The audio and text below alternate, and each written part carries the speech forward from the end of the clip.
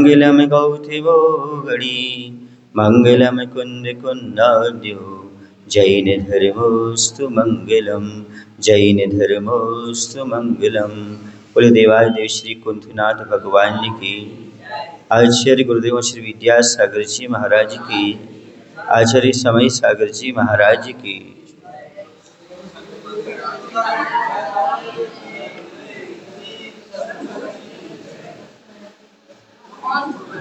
स्वाध्याय चल रहा है, इसमें दृष्टांत संचयन नाम का ग्रंथ है, जिसमें आचार्य भगवंत ने समय सार का स्वाध्याय कराते हुए जो दृष्टांत दिए, उदाहरण दिए हैं, उनका संकलन है। यहाँ पर 75 नंबर का दृष्टांत है, कसाय के अभाव में ही संयम का सही स्वाद। यदि संयम का आनंद लेना चाहते हो, संयम का स्वाद लेना चाहते हो, तो कसाय का अभाव बहुत जरूरी है। कसाय के साथ कभी भी संयम का स्वाद नहीं आ सकता। और कसायवान जीव जो होते हैं वह संयम का सही ढंग से पालन भी नहीं कर पाते। कसाय तो आप समझते हैं, जो आत्मा को कसती है, दुख देती है, उसका नाम कसाय। जो कर्म रूपी खेत का जोतन करती है, कसती है, उसका नाम कसाय। यानी यदि खेत को जोत दिया जाए तो उसमें फसल अच्छी आती है। वैसे कसाय कर्म को उगाने वाली क्रिया है, ये मान करके चलो। इसलिए कसाय के साथ कभी संयम का आनंद नहीं आ सकता। समझ गए? यदि आप हवा का आनंद लेना चाहो तो धूप के साथ आएगा क्या? नहीं आएगा, है ना। सावली का आनंद तभी आएगा जब ऊन ना हो, और ऊन हो तो सावली का आनंद कैसे आ सकता है? संभव है क्या? नहीं है। इसी कसाय के साथ संयम का आनंद नहीं, स्वाद नहीं। जब हमारी कसाय कम होती हैं तब संयम का आनंद आता है। आप लोगों का जिसने एग्जाम्पल दिया, रोटी बनाते समय कभी कभी रोटी की ऊपर की पपड़ी जल जाती है। भोजन के समय उस रोटी की जली हुई पपड़ी अलग करके खा लेते हैं, तो उसमें असली स्वाद नहीं आता, क्योंकि रोटी के जलने का प्रभाव रहता ही है। उसी प्रकार संजुनन के उदय के कारण संयम रूपी रोटी पर कसाय रूपी अग्नि का प्रभाव रहता है। अतः संयम का स्वाद अनुभव आता तो है, किंतु शुद्ध संयम का स्वाद नहीं आता। अतः स्वसंवेदन प्रत्यक्ष का कषाय भाव रहित स्वाद नहीं आ पाता। यहाँ पर जो रोटी है उसे संयम का उदाहरण दिया। रोटी कैसी है? संयम है, लेकिन यदि वो जल जाती है तो रोटी का सही स्वाद नहीं आता। जलना और आग होना क्या है? एक कषाय। समझ गए? रोटी तो है, स्वादिष्ट होती है रोटी, किंतु यदि उस रोटी को जला दिया जाए या जल जाए धोखे से तो स्वाद समाप्त हो जाता है। उसी प्रकार से हमारे पास संयम है, लेकिन कसाय है तो फिर संयम का आनंद नहीं आता। लोग संयम से उब जाते हैं। वो कहते भैया कौन व्रतों का पालन करे, कौन संयम का पालन करे। कुछ लोग तो ये कहने लगते इससे अच्छे तो ग्रस्त हैं। क्यों कहने लगते हैं? इसलिए क्योंकि कसाय पर कंट्रोल नहीं कर पाते। यदि कसाय पर कंट्रोल हो जाए तो फिर संयम का स्वाद तो अपने आप। जैसे पूरी सिकी हुई रोटी हो, ऊपर नीचे से जली ना हो, उसका स्वाद कैसा आता है? गरम गरम। बोलो ना भाई। ऐसे संयम का स्वाद तो स्वाद है। अब कसाय के साथ है सो वो स्वाद रहित हो गई या बेस्वाद हो गई।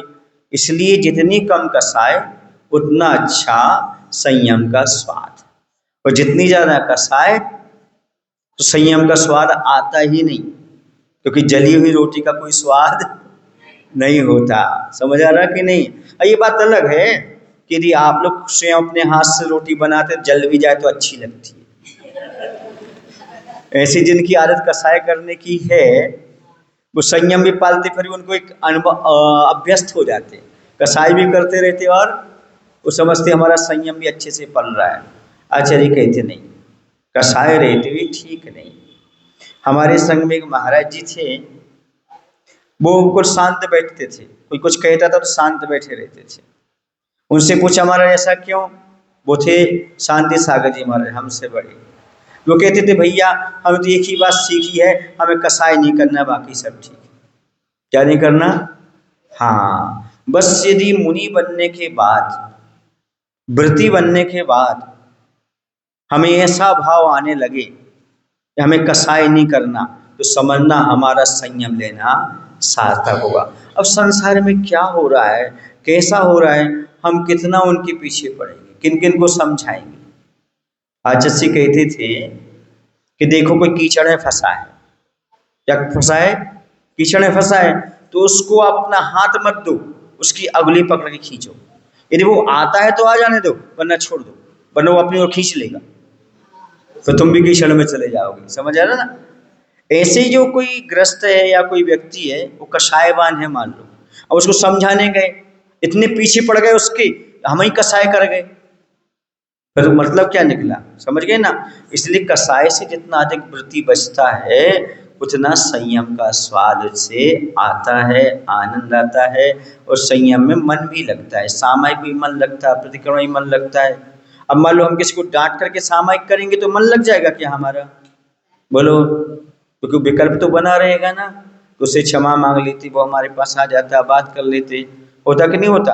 आप लोग भी घर में यदि किसी से लड़ाई झगड़ा हो जाता है, भोजन अच्छे से होता क्या? नींद अच्छे से होती क्या? बोलो ना, नहीं होती। जब तक उससे क्षमा ना मांग लो, बातचीत ना हो जाए, तब तक आपका मन आकुल व्याकुल बना रहता है। बना रहता कि नहीं? फिर तो संयमी का बना ही रहेगा। इसलिए यदि संयमी को संयम का स्वाद लेना है तो क्या करना? क्रोध आदि कषायों से उसे हमेशा बचने का प्रयास करना चाहिए। ये निश्चित है, वर्तमान में जो भी संयम है वो कषाय सहित ही है, क्योंकि पूरी कसाय समाप्त नहीं हो सकती। संजुन कसाय तो रहेगी रहेगी। कौन सी कसाय रहेगी? हाँ, क्योंकि यथाख्याचार्य तो आज है नहीं, सामायिक क्षेत्रोपस्थापना है, तो छठा सातवां स्थान रहेगा, तो क्या रहेगी? संजुन कसाय तो रहेगी। अर्थात रोटी बिना आग के तो बन ही नहीं सकती। बस याद रखना, आग उतनी चाहिए जिसमें रोटी पके, जले ना। ऐसी कसाय उतनी चाहिए कि हमारे संयम में विघ्न ना आए, संयम का पालन होता है। वो कसाय हमारे लिए क्षम है। कौन सी कसाय? जिसमें हमारा संयम बना रहे, संयम का स्वाद अच्छे से आता रहे। वरना गए थे दूसरों को समझाने, हम ही ना समझ हो गए, है ना? देखो अब आप लोग के एग्जाम्पल दूं, देखिए अब जैसे 16 के वस्त्र पहने आपने, आप निकले बाहर, किसी ने आपको स्पर्श कर लिया, वो 16 में नहीं था, अब आपने क्या किया? तुम्हें दिखता नहीं है क्या? तुम्हें छूने के लिए आए थे क्या? समझ आ रहा ना? सुनो सुनो, अभी तो आपका कपड़ा गंदा हुआ था, अब तो मन गंदा हो गया। अब अभी कपड़ा बिगड़ा था, अब तो मन बिगड़ गया ना। बोलो ना, कपड़ा तो बदल लो, मन का क्या करोगे? और चौक में जाके क्या बोलो? मन शुद्धि, वचन शुद्धि, काय शुद्धि। अब काय की शुद्धि तो हो गई तुम्हारी, पर मन तो अशुद्ध हो गया ना। मन की शुद्धि कहाँ रही वहां पर? समझ आ रहा ना? इसलिए कपड़ा बिगड़ता बिगड़ जाने दो, मन को मत बिगाड़ो, संयम इसी का नाम है। समझ आ रहा ना? अब वो लौट के तो आ नहीं सकता, ऐसा हो कि सब कपड़ा शुद्ध हो जाए डांटने से, हो जाएगा क्या? कषाय करने से। बस इतनी सावधानी यदि पुजारी भी रख ले, 16 वाला भी रख ले, तो मैं कहता हूं वह बहुत कुछ संयम का पालन आगे चल के कर सकता है। ये अपने मन को समझाने की बात है। अब जो घटना घट गई है उसे हम पुनः लौटा तो नहीं सकते।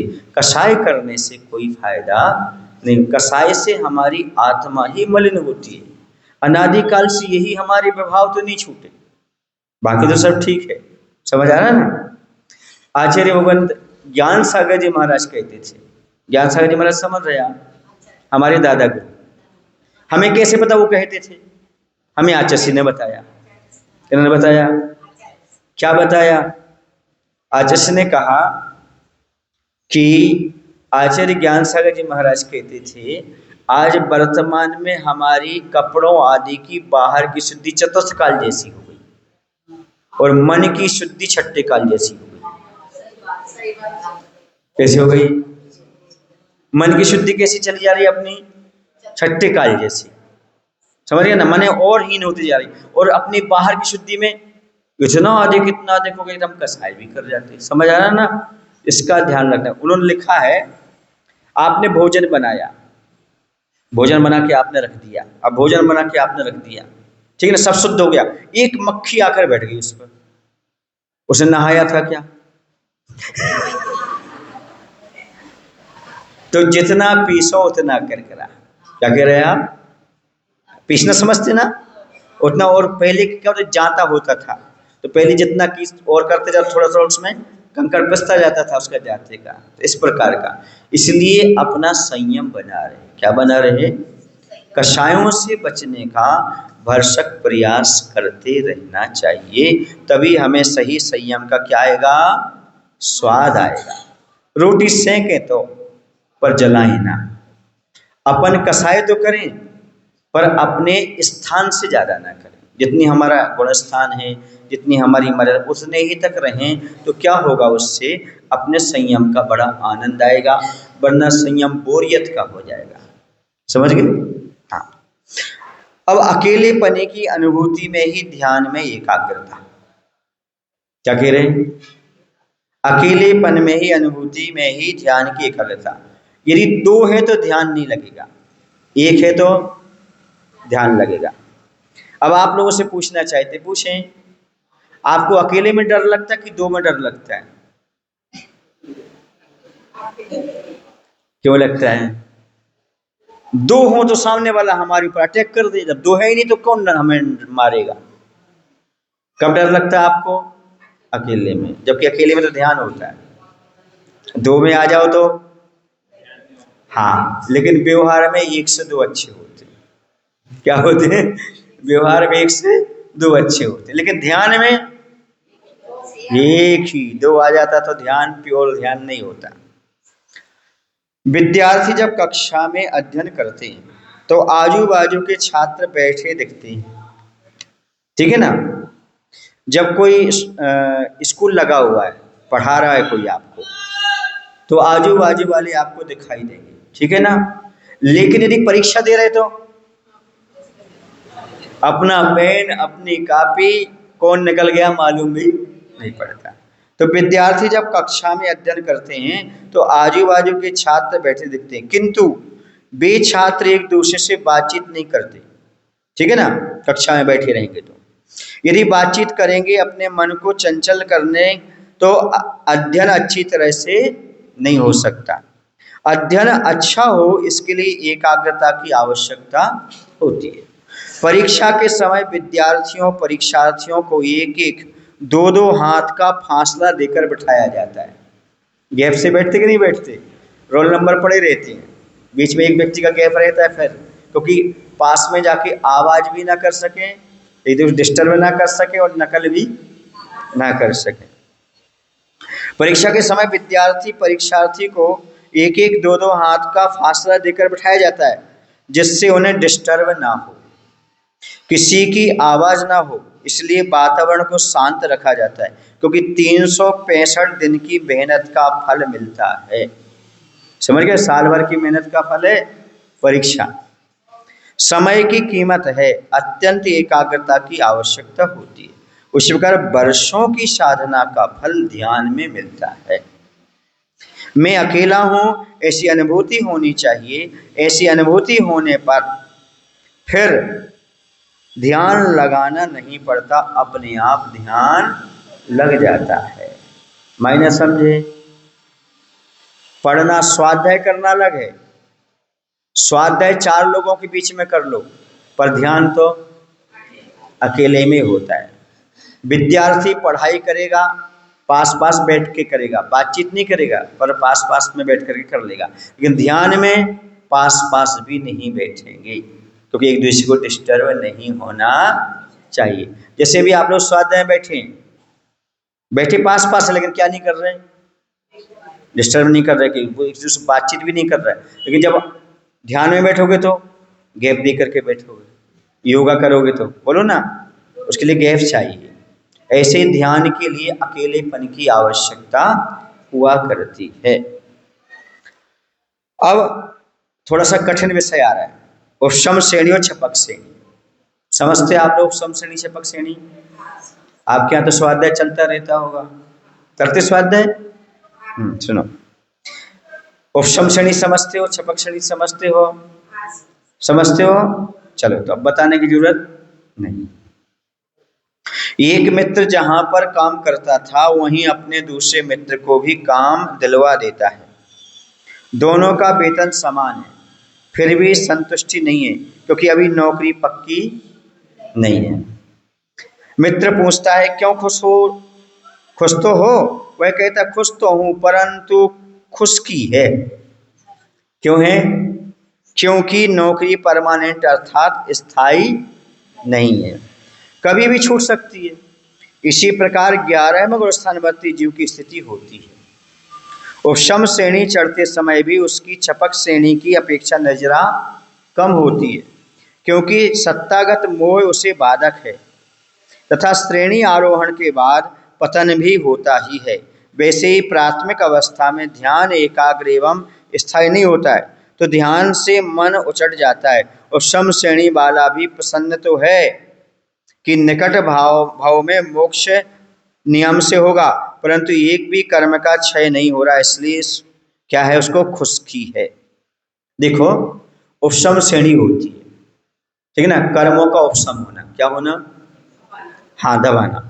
और छपक श्रेणी में क्षय होना, समझ गए ना। उपशम श्रेणी वाले को नियम से 11वें गुणस्थान से नीचे आना पड़ता है। दो कारण रहते हैं, एक आयु का क्षय, दूसरा काल का क्षय, समझ गए। तो उसे नीचे आना ही पड़ेगा। कहाँ से? 11वें गुणस्थान से नीचे आना पड़ेगा। काल क्षय होने से 10वें आदि गुणस्थान से उतर के आएगा, और आयु क्षय हो गया तो चौथे गुणस्थान में, क्योंकि देव पर्याय को प्राप्त करेगा, ठीक है ना, ऐसा। लेकिन जो छपक श्रेणी वाला है वो नियम से मोहिनी कर्म की छपना करके 12वें गुणस्थान में पहुंचेगा। 10वें से सीधे कहाँ पहुंचेगा? और ये कहाँ रहेगा उपशम श्रेणी वाला? 11वें में। तो 11वें से लौटना होगा, 12वें से फिर सीधा, हाँ, समझ गए ना। तो ये अंतर है, समझ गए। माने नौकरी तो है लेकिन परमानेंट नहीं है, हाँ, क्योंकि कभी भी छूट सकती है। लेकिन छपक श्रेणी वाले की नौकरी क्या है? पक्की है, उससे केवल ज्ञान होकर ही रहेगा। समझ में आ गया आपको कि नहीं? ये दोनों में अंतर हो जाता है। तो दोनों की नजरा में भी अंतर होता है। जब 8वें गुणस्थान में होते हैं तो वहां से 10वें गुणस्थान आदि में भी यही होता है। सबसे ज्यादा पुण्य प्रकृतियां यदि बनती हैं तो 10वें गुणस्थान में बनती हैं। कौन से गुणस्थान में? हाँ, सबसे ज्यादा पुण्य प्रकृतियां वहीं पर बनती हैं। तो उपशम श्रेणी और छपक श्रेणी की मायना समझ गए, परमानेंट नौकरी और टेम्परेरी। समझ गए आप लोग कि नहीं? वेतन भी अलग, दुख दुखी भी अलग, वो आनंद भी नहीं आता, सबका अलग अलग हुआ करता है।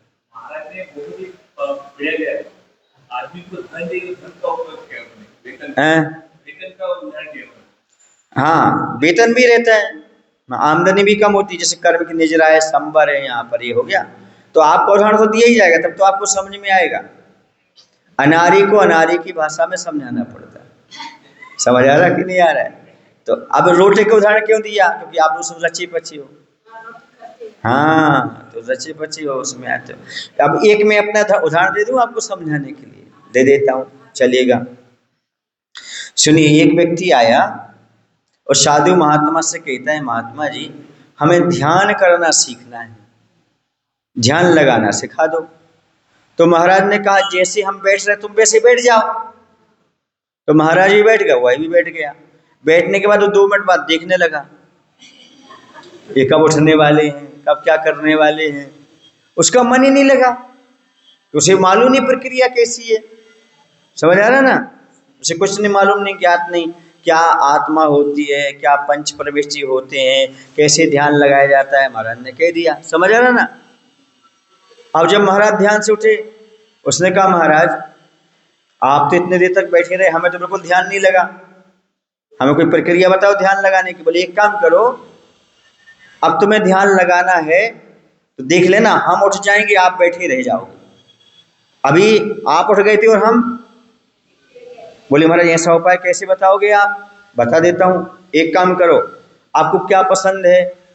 बोले हमें दाल बाफले पसंद है। समझ गए ना? तो महाराज ने कहा एक काम करो, तुम बाजार जाना, बाजार से दाल खरीदना, आटा खरीदना, समझे ना, जो कुछ जिससे खाते हो सब्जी वगैरह जो कुछ सब कुछ खरीदना है ना, यहाँ आकर के बनाना, बनाने के बाद पूरे परिवार को परोसना, परोसने के बाद खुद खाना, यही ध्यान करो तुम। समझ गए? समझ गए ना? अनाड़ी को अनाड़ी की बात, जिसमें अभ्यस्त है, जिसमें रुचि है, वही तो समझाया जाएगा। बैठ गया वो ध्यान में, समझ गए? महाराज तो 1 घंटे बाद ध्यान से उठ गए, वो भी लगाए ध्यान में। तो महाराज ने कहा भाई हो गया? अरे महाराज आपने ध्यान से उठा दिया, अभी एक ग्रास तो मुंह में डाला ही था और आपने जो है हमारे ध्यान उठा दिया। समझ में आया? ताली किस बात में बचाई? रुचि। जिसमें आदमी की रुचि होती है वह विषय में आदमी 1-1, 2-2 घंटे तक लगा रह सकता है। और जिसमें रुचि नहीं उसमें कैसे लगेगा? ऐसे एग्जाम्पल किसका दिया? वेतन का, जिसमें आपकी रुचि है, रोटी का, जिसमें आपको आप समझ सको, इसके साथ जब आप काम कर रहे हो तो आपको याद आ सके। भाई एग्जाम्पल आपको याद में बना, समझ में आ रहा है ना? हाँ, क्योंकि रुचि होती है। अब ध्यान कैसे लगता है? रुचि पर आधारित है। यदि आपको आत्मा परमात्मा में रुचि है तो ध्यान लगेगा, और आत्मा परमात्मा में रुचि नहीं है तो नहीं। पंच पंचायत में लगेगा या फिर पंच परमिष्टि में लगेगा या 5 पापों में लगेगा? क्या लगाना चाहते हो? सब 5 हैं, पंच पंचायत भी हैं, 5 पाप भी और पंच या पंच परावर्तन का चिंतन भी कर सकते हैं। समझ आ रहा? ये सब आपके ऊपर डिपेंड करता है, रुचि का विषय है। किसका विषय है? रुचि का विषय है। समझ गए? और जिसको भूख होती है उसे सब रुच जाता है, और जिसके लिए आत्म कल्याण की भूख हो उसे ध्यान अच्छे से रुच जाता है। समझ आ गया? चलिए, उपशम श्रेणी छपक श्रेणी की बात अपनी हो चुकी थी। अब अगला उदाहरण है, कारण भिन्न तो कार्य भी भिन्न। यदि कारण अलग है तो कार्य भी अलग होगा, क्योंकि यादृशम कार्यम तादृशम, यादृशम कारण तादृशम कार्यम, ऐसा भी है। कभी कभी कारण एक होता है और कार्य भिन्न भिन्न भी होते हैं, पर यहाँ पर एग्जाम्पल दिया जा रहा है, कारण भिन्न तो कार्य भी भिन्न होते हैं। अग्नि जल को गर्म करती है और स्वर्ण को भी गर्म करके उसे पिघलाती है, तो क्या दोनों अग्नि समान हैं? सुनार की यहाँ की अग्नि अलग होती है और आपके गैस चूल्हे की अग्नि अलग होती है, क्योंकि सोने को पिघलाने वाली अलग है और पानी को गर्म करने वाली अलग है। कहते नहीं, भिन्न भिन्न कार्य दिख रहा है तो कारण भी भिन्न भिन्न होगा, ये निश्चित है, एक सी नहीं हो सकती। उपादान भी भिन्न है। इसी प्रकार छपक श्रेणी और उपशम श्रेणी में निर्जरा भिन्न भिन्न हो रही है, तो निर्जरा की कारणभूत विशुद्धि भी भिन्न भिन्न होती ही होगी। कोई व्यक्ति तर्क करते हैं, श्रेणी तो श्रेणी है, शुक्ल ध्यान है, अष्टमा नौवा वही 10वां गुण स्थान है, तो निर्जरा और विशुद्धि में अंतर? बोले हाँ बिल्कुल होगा। उपशम श्रेणी वाले की अलग विशुद्धि होगी तो अलग निर्जरा होगी, और उपशम श्रेणी वाले की अलग विशुद्धि होगी तो अलग निर्जरा होगी। समझ आ रहा ना? क्योंकि जैसा कार्य होगा, कारण भिन्न होने से कार्य भी भिन्न होता है, क्योंकि इसका कारण क्या है? उपशम श्रेणी, और उसका कारण क्या है? हाँ, यहाँ कर्मों का उपशमन हो रहा है, वहाँ पर कर्मों का क्षय हो रहा है, तो विशुद्धि में भी अंतर अपने आप आता चला जाता है। और जैसी विशुद्धि में अंतर आएगा तो कर्म की नजरा और संवर में भी अंतर आ जाता है। समझ आ रहा है आपको? हाँ, विशुद्धि समझ रहे हो? हाँ, जैसे आप अभी बैठे हो, आपके चेहरे पर मुस्कान है, यही आपकी विशुद्धि है। क्या है? आहार दे रहे, खुश हो रहे, अहो भाग आज हमारे यहाँ शादियों पर में, ये विशुद्धि है। समझ गए? आप लोग बोलते ना, आज के आनंद की उसी का नाम विशुद्धि है। जो अंदर आनंद आया ना, हाँ, पूछपात स्वामी ने आनंद शब्द दिया, आनंद निर्धन गतम कर्मेंदा मना रहता, जो आनंद आता है उसका नाम क्या दिया उन्होंने? विशुद्धि दिया है। जो संयम पाल रहे हो, दान दे रहे हो, पूजन कर रहे हो, उसमें जो आपको आनंद आह्लाद आ रहा है उसका नाम क्या है? विशुद्धि। आपको समझाने के लिए बताया हमने। मुनि महाराज के ध्यान में वो हंसेंगे नहीं, उनकी विशुद्धि और उत्कृष्ट अंदर से प्रसाद भाव जो आएगा वो विशुद्धि अलग होती है। हाँ, तो आप लोगों को स्वाध्याय में भी आनंद आ रहा है ना, ये विशुद्धि है, ये भी कर्म निजरा का कारण है। इसलिए स्वाध्याय को परम तप कहा, क्योंकि तप क्या करता है? कर्म की निजरा। कर्म श्यातम तप्यते थी तपा, और अभी तपा तो लगी है। इतनी गर्मी आपकी चल ही रही है, गर्मी के बीच में भी आप तपस्या कर रहे हो, है ना, स्वाध्याय सुन रहे हो, ये भी आप लोगों के लिए निजरा का कारण बनता है। समझ आ रहा ना? ठीक है, और सुनना, और सुनना थोड़ा सा। चलो तो सुना देते भाई। कषाय आदि के त्याग से ही ज्ञान निधि की सुरक्षा। देखो, ये आचार्य श्री भगवान जो उदाहरण देंगे वो बात की बात है, हम थोड़ी सी कह देते हैं। कहते शास्त्र पढ़कर कसाई नहीं मिटी तो शास्त्र पढ़ने का कोई मायना नहीं। पढ़कर शास्त्र अनेकों फाड़ी, तोड़ी कई मालाएं, मन के विषय कसाए घिस नहीं पाए, घिस डाली प्रतिमाएं। समझ गए? हमने इतना अभिषेक किया, इतना अभिषेक किया, 80 साल तक सारी प्रतिमाएं घिस गई, पर कसाए वही की वही है। हमने बहुत सारे शास्त्र पढ़े, सुन रहे ना, फट गए शास्त्र भी फट गए, कसाए। माला खूब फेरी, झोंकाए तो टूट भी गई मालाएं, लेकिन कसाए हमारी कम नहीं। इससे कोई मतलब, इसका अर्थ ये मत लेना कि कल से माला फेरना बंद कर दो, कल से अभिषेक करना बंद कर दो, कल से स्वाध्याय करना बंद करो, नहीं। इन सब का उद्देश्य समझो। इनका उद्देश्य है परिणामों की निर्मलता, कषायों का कम होना। जितनी जितनी कषाय कम हो रही हैं, समझो उतना उतना ज्ञानीपना हमारे अंदर आ रहा है, और जितना ज्ञानीपना आ रहा है समझो उतनी कषाय हमारी कम होती जा रही हैं। यथा यथा समायाति संवृत्तौ तत्त्वमुत्तमं, तथा तथा न रोचन्ते विषया सुलभापि। आचार्य पूछपात स्वामी इष्टोपदेश ग्रंथ में कहते हैं, जैसे जैसे आत्मानुभूति होती जाती है, आत्मा में परिणति बनती है, वैसे सुलभ विषय कसाय आदि रुचती नहीं। समझ गए ना? उन्होंने दूसरा कहा, यथा यथा न रोचन्ते विषया सुलभापि, तथा तथा समाज समृद्ध। और जैसे जैसे विषय नहीं रुचती तो समझो हमारी आत्मा की ओर परिणति होती चली जा रही। समझ आ रहा ना आपको? हाँ, स्वाध्याय का मायना यही है, वरना हम रात दिन पढ़ते रहे और कषाय कम नहीं हुई तो पढ़ने का कोई मायना नहीं है। दीमक के घर बैठकर लेखक लिखे किताब। दीमक समझते आप लोग? नहीं समझते। वो छोटे छोटे जीव होते जो लकड़ी को भी खोखला कर दे, पेज को भी, कागज को खा लेते। हाँ, दीम क्या बोलते? हाँ, कुछ भी बोलो, बुद्धि बुद्धि कुछ समझ में तो आ गया। गुजराती में बोलते हैं आप लोग कि मराठी में बोलते हैं? गुजराती, क्योंकि यहाँ मिक्सर चलती धुलिया है। हाँ, धुलिया है, तुम्हारा को सुम्बा है, गुजराती मराठी मिल करके बोलते हैं, बाद में छे भी बोल देते हैं। आहे बोलना था तो छे बोल देते हैं, है नहीं? मराठी गुजराती चलती है। तो जो दीमक होती है, तो दीमक के घर बैठकर लेखक लिखे किताब। समझ ना? दिन रात के पाप को कैसे लगे हिसाब, नहीं समझे। हमने एक पेज लिखा और रख दिया, रात में दीमक खा गया, अब क्या लिखा हुआ हमारा? ऐसे ही दिन भर हम पाप कसाई क्या कर रहे, इसका हमें हिसाब ही नहीं पता, और हम पढ़ते जा रहे हैं, उसका कोई मायना नहीं होता। आचार्य भगवान दृष्टांत दे रहे हैं, कसाय आदि के त्याग से ही ज्ञान निधि की सुरक्षा होती है। हमारा ज्ञान कब सार्थक है, उसकी सुरक्षा कब है? जब हम कषाय आदि से ऊपर उठें।